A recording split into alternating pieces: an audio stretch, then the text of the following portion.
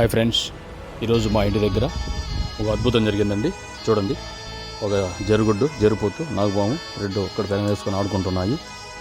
ఈ summer season వస్తే ఇంటి దగ్గర చల్లదనం కోసం పాములు వచ్చేస్తాయి. ఎలుకల కోసం కానీ, అలాగే ఈ కప్పల కోసం కానీ, పాములు కానీ, తేళ్ళు, జెరులు ఇట్లాంటివన్నీ కూడా మన వేడికి బయట నుండి పుట్టల్లో లోపల ఉండేటువంటి బయట వచ్చేస్తాయి. ఇళ్ళ పక్కన చాలా జాగ్రత్తగా ఉండాలి. చూడండి ఫ్రెండ్స్, అద్భుతంగా పెద్ద పెద్ద సర్పాలు సుమారు ఒకటి 5 feet 6 feet ఉన్నాయి.